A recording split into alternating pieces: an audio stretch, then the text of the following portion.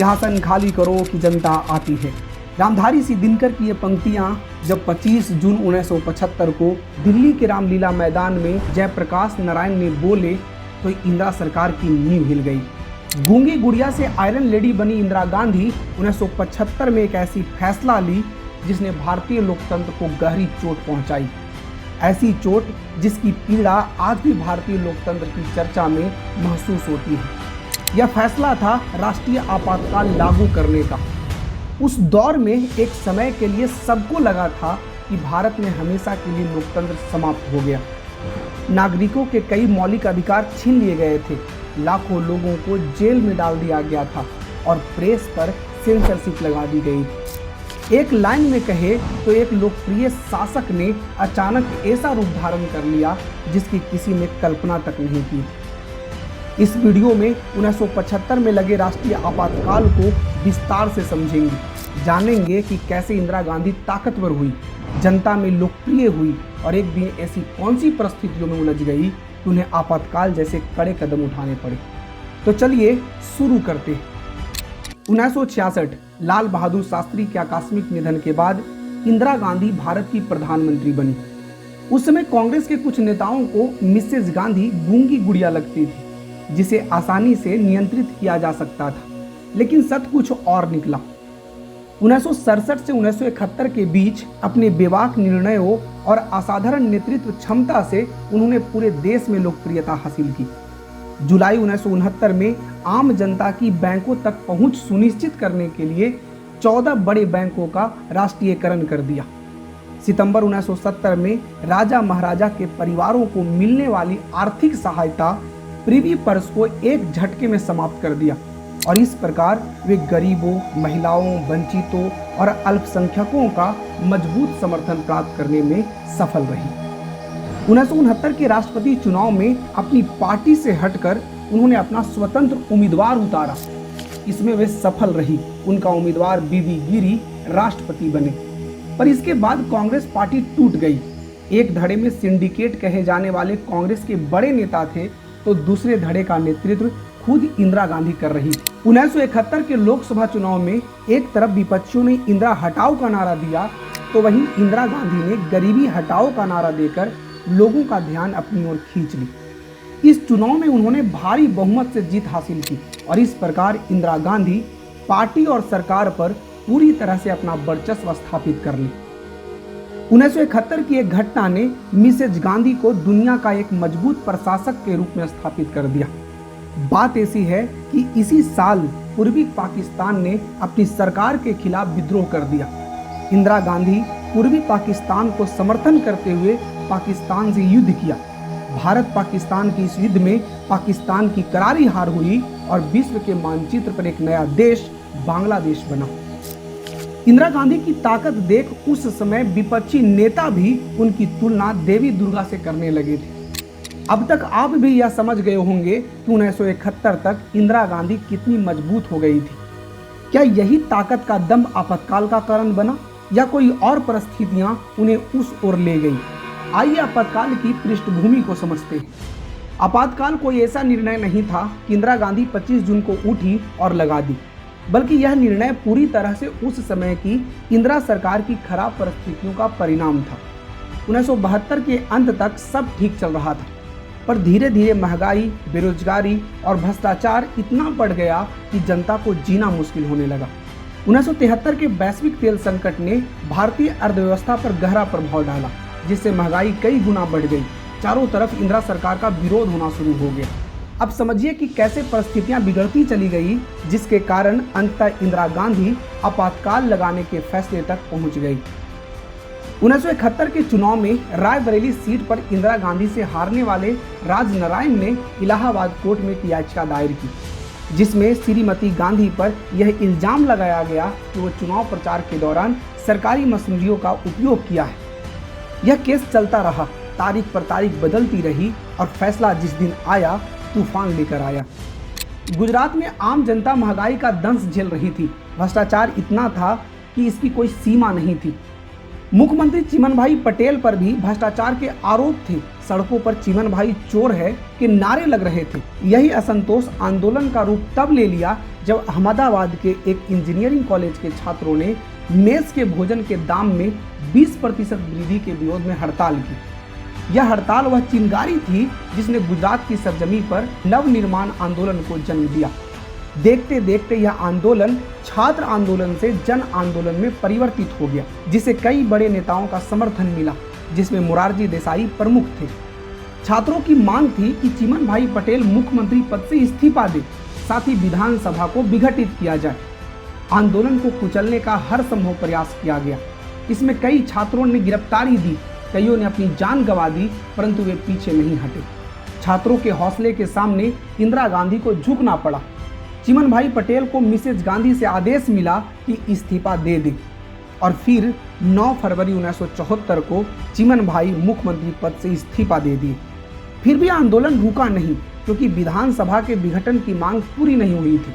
मोरारजी देसाई 12 मार्च को अनिश्चितकालीन भूख हड़ताल पर बैठ गए, जिसके बाद राज्यपाल 16 मार्च 1974 को विधानसभा भंग कर गुजरात में राष्ट्रपति शासन लगा दिया, और इस प्रकार नवनिर्माण आंदोलन 73 दिन बाद समाप्त हो गया। लेकिन इस आंदोलन ने कई राज्यों को उकसाने का काम किया, जिसमें बिहार सबसे प्रमुख था। साथ ही जब 1975 में गुजरात में चुनाव हुआ तो चुनाव का ऐसा परिणाम आया और ऐसा दिन आया जो इंदिरा गांधी के लिए बहुत ही दर्दनाक साबित हुआ। 1974 का मई महीना इंदिरा सरकार के लिए संकट लेकर आया। All India railway man federation द्वारा देशव्यापी रेलवे हड़ताल की गई। उनकी मांग थी 8 घंटे का कार्य दिवस किया जाए और वेतन को बढ़ाया जाए। इस हड़ताल का नेतृत्व जॉर्ज फर्नांडिस कर रहे थे। हड़ताल के कारण ट्रेनें जहां की तहां रुक गई, जिससे सरकार को भारी नुकसान पहुंचा। इंदिरा सरकार ने इस हड़ताल को अपने तानाशाही रवैये से कुचल डाला। कई रेलवे कर्मचारियों को नौकरी से निकाल दिया गया, तो वही कईयों को गिरफ्तार कर जेल में डाल दिया, और इस प्रकार ये हड़ताल अपना दम तोड़ दिया और अंततः शांत हो गया। इधर बिहार में भी गुजरात की तरह बढ़ती महंगाई, बेरोजगारी और भ्रष्टाचार के विरोध में राज्य की कांग्रेस सरकार का घेराव शुरू हो गया। 18 फरवरी 1974 को पटना विश्वविद्यालय के छात्र संघ ने एक सम्मेलन का आयोजन किया, जिसमें बिहार के सभी छात्र नेताओं को बुलाया गया था। बिहार में होने वाले भावी आंदोलन का नेतृत्व करने के लिए बिहार छात्र संघर्ष समिति BCSS का गठन किया गया। अध्यक्ष बने लालू प्रसाद यादव। सुशील कुमार मोदी, रामविलास पासवान, नीतीश कुमार, शरद यादव, चंद्रदेव प्रसाद वर्मा उस समय प्रमुख भूमिका में थे। उनकी मांगे शिक्षा और छात्रावास में भोजन से संबंधित थी। BCSS ने 18 मार्च को बजट सत्र के दौरान बिहार विधानसभा का घेराव करने का आह्वान किया। विधानसभा जाने वाले सभी रास्तों को अवरुद्ध कर सरकारी संपत्तियों को नुकसान पहुंचाया गया। बेली रोड स्थित पूर्व शिक्षा मंत्री रामानंद सिंह के आवास में आग लगा दी गई। बिहार के तत्कालीन मुख्यमंत्री अब्दुल गफूर ने छात्र नेताओं को आश्वासन दिया कि उनकी मांगों पर विचार किया जाएगा। फिर भी कॉलेज और विश्वविद्यालयों में तोड़फोड़ जारी रही। पटना में छात्रों और पुलिस के बीच झड़प में 3 छात्रों की जान चली गई, जिसके बाद उग्र छात्रों ने राज्यव्यापी हड़ताल का आह्वान किया। छात्र नेताओं की मंशा थी कि इस आंदोलन का नेतृत्व स्वतंत्रता सेनानी लोकनायक जयप्रकाश नारायण करे, जो जेपी नाम से प्रसिद्ध थे। उन्होंने आंदोलन को अहिंसक रखने और जब तक जीत हासिल ना हो जाए तब तक डटे रहने की शर्त पर नेतृत्व के लिए सहमति दे दी। 5 जून 1974 पटना के गांधी मैदान में छात्रों और लोगों का हुजूम था। उसी विशाल जनसभा में जयप्रकाश नारायण ने संपूर्ण क्रांति की घोषणा की। बिहार सरकार के विधानमंडल का विघटन और मुख्यमंत्री का त्याग पत्र प्रमुख मांग थी, पर इस बार इंदिरा गांधी अडिग थी, क्योंकि उन्हें डर था यदि ऐसा यहाँ किया गया तो सारे राज्यों में इसी प्रकार की मांगे होने लगेगी। जयप्रकाश नारायण इंदिरा सरकार को सत्ता से बेदखल करने के लिए देश की विपक्षी पार्टियों को एकजुट कर रहे थे और संपूर्ण क्रांति को देशव्यापी बनाने में जुट गए। अब आया 1975, जिस साल लोकतंत्र की चमकदार कहानी में एक काला अध्याय जुड़ने वाला था। पूरे देश में असंतोष और विरोध का माहौल था। इंदिरा सरकार पर दबाव बढ़ता ही जा रहा था। जयप्रकाश नारायण के नेतृत्व वाली संपूर्ण क्रांति व्यापक होती जा रही थी, और फिर आया वह तारीख जो इंदिरा के लिए मनहूस साबित हुई। 12 जून 1975 यह वही तारीख है जिसने इंदिरा को अंदर से हिला दिया। इस दिन श्रीमती गांधी को बैक टू बैक 3 झटके एक साथ लगे, जिससे वे तिलमिला गई। पहला झटका इलाहाबाद कोर्ट ने दिया। इंदिरा गांधी बनाम राजनारायण के केस में इंदिरा गांधी पर सरकारी मशीनरियों के उपयोग का लगाया गया आरोप सिद्ध हुआ, जिसके बाद जज ने मिसेस गांधी की लोकसभा सदस्यता रद्द करने और 6 साल तक चुनाव लड़ने से रोक लगाने का फैसला सुनाया। दूसरा झटका गुजरात ने दिया। वहां के विधानसभा चुनाव में कांग्रेस की करारी हार हुई। इस झटके से वे उभर पाती कि तीसरा झटका लग गया। उनके करीबी सलाहकार और विदेश नीति के रणनीतिकार डीपी धर का आकस्मिक निधन हो गया। इन तीनों घटनाओं का प्रभाव इंदिरा गांधी पर ऐसा हुआ कि वे एक समय के लिए सहम गई और इन घटनाओं ने श्रीमती गांधी की राजनीतिक स्थिति को बेहद ही कठिन बना दिया। इंदिरा रुकी नहीं, उन्होंने इलाहाबाद कोर्ट के फैसले को सुप्रीम कोर्ट में चुनौती दी। सुप्रीम कोर्ट ने 24 जून को अपना फैसला सुनाया, लेकिन इस फैसले से इंदिरा को कोई खास राहत नहीं मिली। फैसले में कहा गया कि वे प्रधानमंत्री पद पर बनी रह सकती है, परंतु लोकसभा में मतदान नहीं कर सकती। लोकसभा सदस्यता रद्द करने के फैसले को सुरक्षित रख लिया गया। 25 जून 1975 जयप्रकाश नारायण ने दिल्ली के रामलीला मैदान में लाखों लोगों को संबोधित किया और प्रधानमंत्री से इस्तीफे की मांग की। उन्होंने पुलिस और सेना से कहा कि वे सरकार के अन्यायपूर्ण आदेशों का पालन ना करें। इस बात को सरकार ने गंभीर चुनौती माना। 25 जून की रात सरकार ने ऐसा फैसला लिया जो लोकतंत्र पर सदा के लिए एक काला धब्बा बन गया। बढ़ते राजनीतिक दबावों से बौखलाई इंदिरा गांधी समाधान ढूंढ रही थी। उसी दिन करीब 9 बजे रात में अपने करीबियों से मंत्रणा की और आंतरिक अशांति के आधार पर राष्ट्रीय आपातकाल लगाने का फैसला किया। करीब आधी रात को इंदिरा गांधी ने राष्ट्रपति फरुखदीन अली अहमद को आपातकाल लगाने की सलाह दी। अनुच्छेद 352 के तहत राष्ट्रपति के हस्ताक्षर होते ही भारत में आपातकाल लग गया। दुनिया के दूसरे सबसे बड़े लोकतंत्र भारत के लिए यह एक कड़वा अनुभव था। वैसे तो देश में इसके पहले 2 बार युद्ध के कारण आपातकाल लग चुका था, पर यह शांति काल में लगा आपातकाल था, जिसने भारतीय लोकतंत्र का एक काला अध्याय रचने का काम किया। मध्य रात्रि में ही जयप्रकाश नारायण, मोरारजी देसाई, अटल बिहारी वाजपेयी, लाल कृष्ण आडवाणी सहित अन्य प्रमुख नेताओं को हिरासत में ले लिया गया। अगले दिन के समाचार पत्रों में हेडलाइन ना छपे, इसके लिए कई प्रमुख समाचार पत्रों के कार्यालयों की बिजली काट दी गई। 26 जून 1975 की सुबह जब लोगों की आंख खुली तो उन्हें प्रतीत हुआ कि देश की हवा बदल चुकी है। इंदिरा गांधी ने रेडियो पर राष्ट्र के नाम संदेश दिया और बोली, भाइयों और बहनों, राष्ट्रपति जी ने आपातकाल की घोषणा की है। इससे आतंकित होने का कोई कारण नहीं है। कभी लोकतंत्र की जननी रही भारत की भूमि पर आंतरिक अशांति की आड़ में जो हुआ वह निरंकुशता से कम नहीं था। नागरिकों के मौलिक अधिकारों पर ताला लगा दिया गया। शक के आधार पर गिरफ्तारियां होने लगी। नेताओं सहित हर उस व्यक्ति को कारागार में बंद कर दिया गया जिसने सरकार की थोड़ी सी भी आलोचना की हो। पत्रकार, वकील, लेखक किसी को भी नहीं छोड़ा गया। कहा जाता है कि उस समय लगभग 2 लाख लोगों को गिरफ्तार किया गया था। मतलब हर वो आवाज जो सरकार के खिलाफ थी उसे सीधा जेल में डाल दिया गया। इंदिरा गांधी का बड़ा बेटा संजय गांधी बिना किसी संवैधानिक पद पर होते हुए भी एक प्रभावशाली व्यक्ति के रूप में उभरा। उसने 5 सूत्रीय कार्यक्रम शुरू किया, जिसमें जनसंख्या नियंत्रण, वृक्षारोपण, दहेज उन्मूलन, साक्षरता और शहरों का सौंदर्यीकरण शामिल था। इसमें सबसे अधिक चर्चा जनसंख्या नियंत्रण अभियान की हुई। सरकार का मानना था कि बढ़ती जनसंख्या देश के विकास में बाधा बन रही है। इसी सोच के तहत नसबंदी अभियान को तेजी से आगे बढ़ाया गया, लेकिन कई जगहों पर लक्ष्य पूरा करने की होड़ में अधिकारियों ने कठोर तरीके अपनाने शुरू कर दिए।